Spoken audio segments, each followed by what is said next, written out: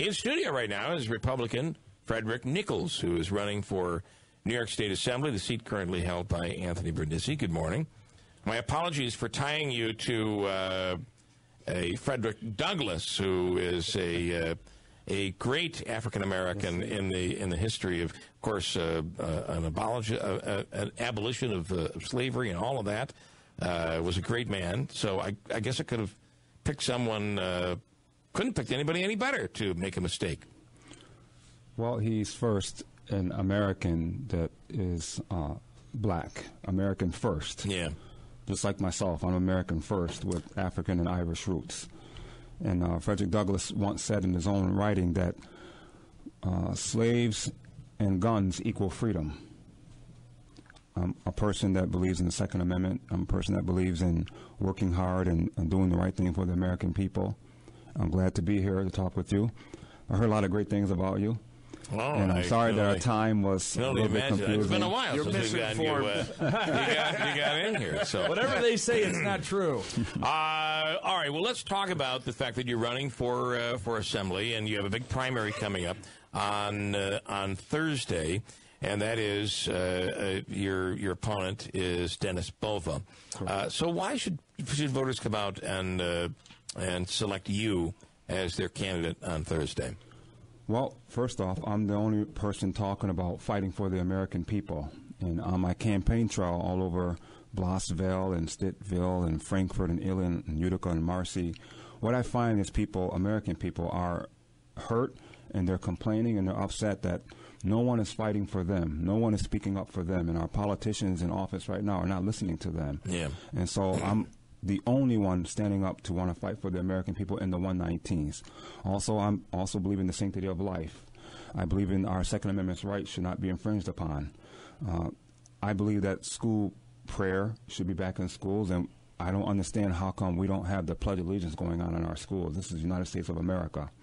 Are schools not doing the pledge anymore? Most schools still do. Some schools. Yeah, and a lot of schools in the states are not doing it anymore because they don't want to. But in this state, though, I think all the schools, all of our schools do. I think all of our schools do the Pledge of Allegiance. But it should be the whole entire country should do the Pledge of Allegiance, period. I understand that. So if people won't agree with you on that, I didn't mean to cut you off, but you're running as a state assemblyman, so what Missouri does or Florida does, you wouldn't be able to control anymore. Of course not. But at the same time, I'm still an American citizen. Sure. And whether I win or lose, and I hope to win, I still live in the United States of America. And my experience has been in other countries that they do their Pledge of Allegiance for their country. And my experience has been if I were to go in there and try to change that, they would kick me out of the country. Okay.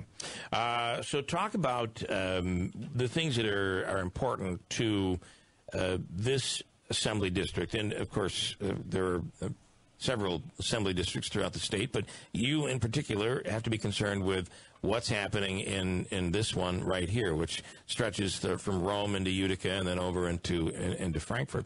So what are the big issues that people face right here that you believe are that your constituents would be facing? Well, the problem is this. We have our friends on the other side. I'm talking about the Democratic side, and they work very hard. You only have one friend there now, so it's, it's Marianne Button. They work very hard to fight and find money to help the people that they feel are important to them. And those people should be the American people. But unfortunately, what happens is they go down there and, for example, the Democrats fought and found $1.7 million to renovate the refugee center.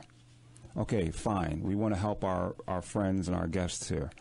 But how about the American people? How about take a little bit of that money and help us? Then our Democratic friends went down to Albany and they fought and found $240,000 to build a welcoming refugee center at 201 Bleecker Street. Okay, fine. But how about take a little bit of that money and help us? It's our money anyway. And then they went down and found $200,000 for the refugee youth job training. Now, I can give you the numbers of the unemployment youth in this country. Yeah.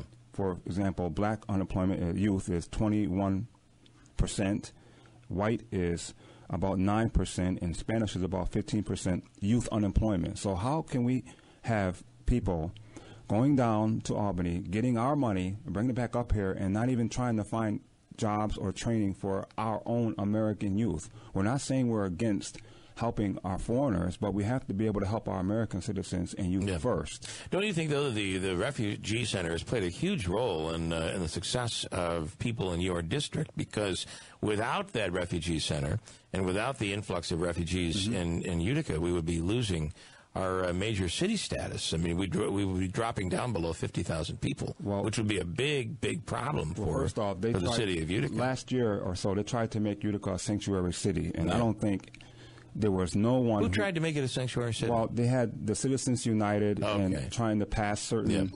They tried to call it welcoming city, which code word means sanctuary city. And we, myself and Tim and other people, were down there, and we're vehemently opposed to that.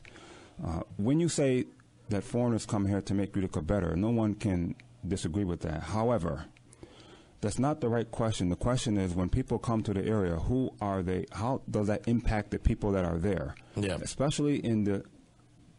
Really, even this issue, though, is not a state assembly issue. I understand getting the money to come down here. I did ask you the question. Yes. And we have unemployment problems. We have crime problems. We have a hospital issue going on here. That's what I'd like to kind of get into. Where are you on the hospital? Last year, I ran as Common Council, and I was against the hospital at that time because the constituents in that neighborhood were against it. Now, as I run in a bigger circle, I feel and hear the same thing from people, that they are not for the hospital downtown. And the problem is, it seems that a lot of people are misinformed about facts. For an example, one fact is that in the writing it says that the $300 million allocated for this project has to be in the Oneida County Population Center distribution. And a lot of people are misinformed that it just has to be in Utica. Also, people are not aware of the garage situation. You know, before the hospital builds one stone, they have to build a $43 million garage, which the Oneida residents will pay about 60%, and Utica residents pay about 40%, which means Oneida County, and you'll be getting taxed twice. So it seems to me that I have not met one person yet that is for the hospital downtown. In all the traveling I've been doing and campaigning in Blossville and Stittville and all these places, and yet somebody's keep pushing it. So the politicians are supposed to be listening to the people. That's what they're elected for, right? So, you know, it's for the people, by the people, and of the people. And the First Amendment and the Second Amendment and the Fourth Amendment say the right of the people. So we are elected to represent the people, not our self-interest. It seems like a lot of politicians right now are just involved in self-interest. What do you do, though, if the hospital goes downtown? How would you react to that? Well, we're going to fight to make sure that doesn't go downtown. Well, it's probably going to, but and I understand. But that isn't the question. The question would be, what are you going to do? How do you handle it if it does go downtown? Or here's the second part of the question. That's question one. Question two is, if it could not, if the end decision, whether fair or not, is that it's either going downtown or there is no new hospital, where would you be? So starting with number one. If it's going downtown. So let's say, how would you react? How would you handle it as an assemblyman if it does go downtown? I will react to the way that the people want me to react, my constituents. If they don't want it, then it's my job to listen to them and fight it tooth and nail to the end. But if the end happens and it actually goes downtown, there's no evidence of that it's going to go downtown yet. Okay, all right. So then the second part of my question was, I've forgotten. What was it again? It's your job, Andrew, to remember my question. Well, no, the first question was, what happens if it goes downtown? Right. The second question was, if it ultimately, and I realize this is hypothetical, but if it ultimately is deemed that if it doesn't go downtown Utica, there is no hospital, we're pulling the funding, how would you react? Would you be okay with that?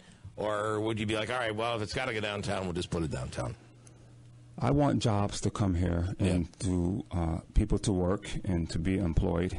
However, once again, the people make the decision in our district. Technically, though, as a representative, the people really don't make the decision. You talk to people, but ultimately we elect someone to then use from within their own person, from within their values, It isn't where a legislator isn't, the way this country's been set up, it wasn't that you're supposed to go out and poll people.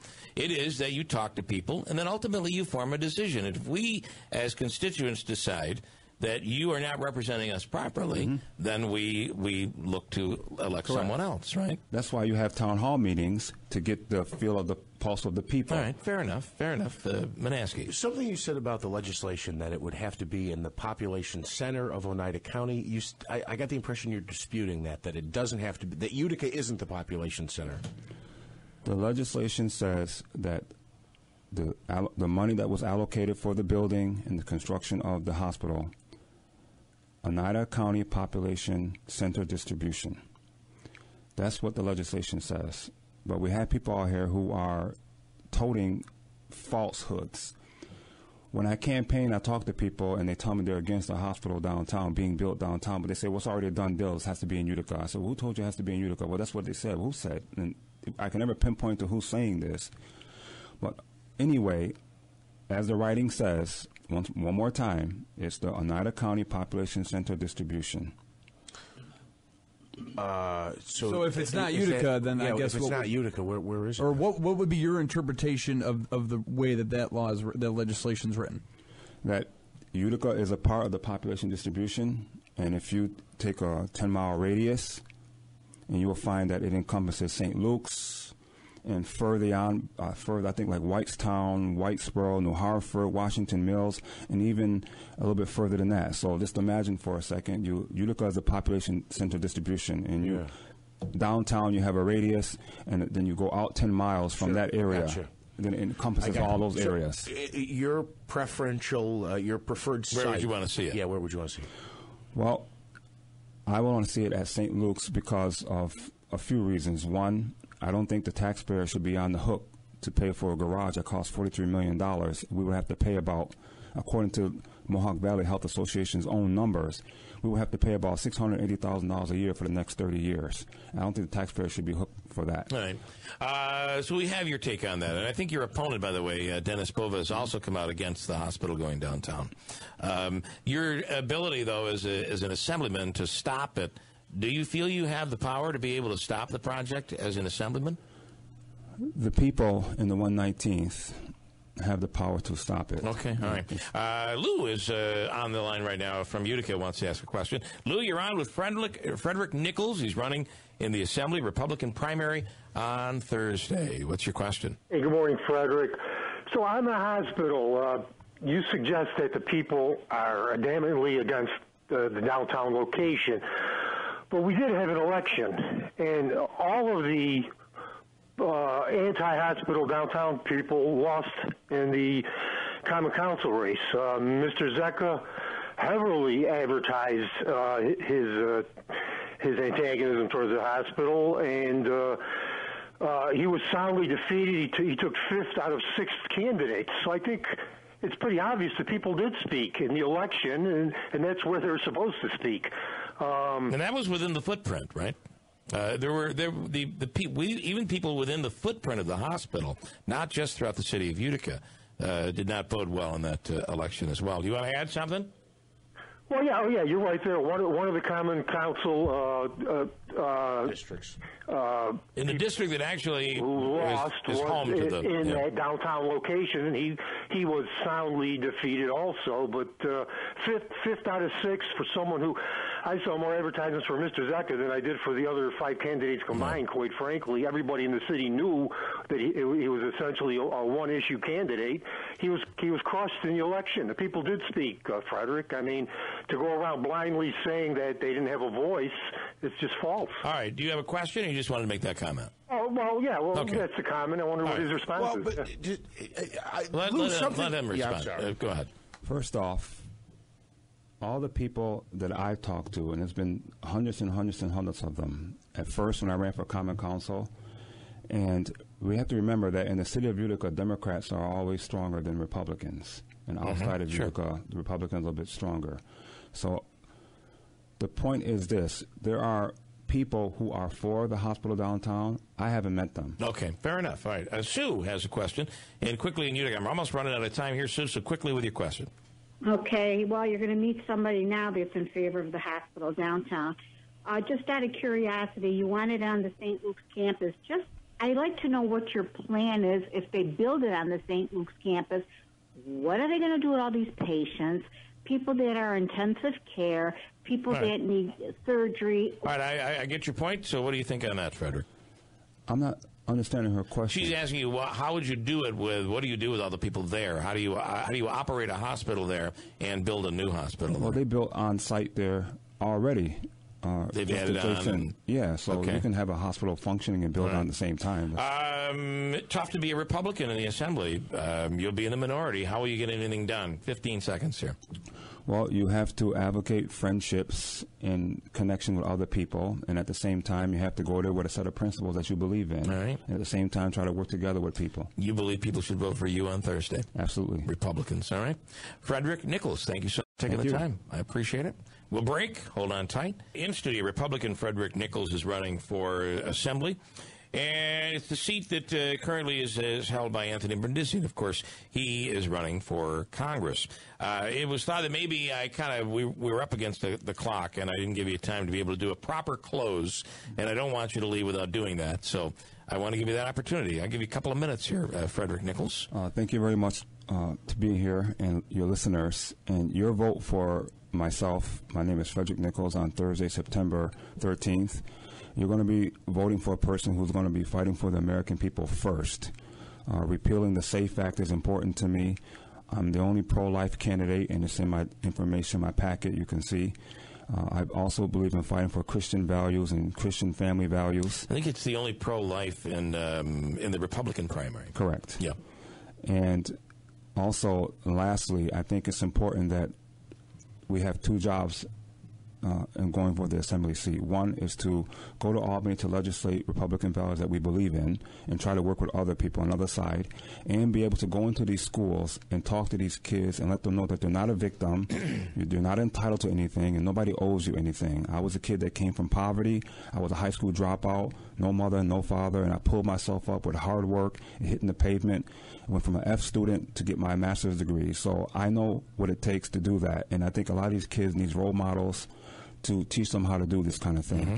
So once again, your vote for me, Frederick Nichols, on Thursday, September 13th, means that I will stand up for the American people and also try to be a role model for these kids. All right, Frederick, I appreciate you getting that close in there. I'm glad I let you do it. Thank you very much. All right. By the way, a master's in business administration from Utica College. Nice. Pretty awesome. Frederick Nichols, thanks so much. Thank you. We'll break.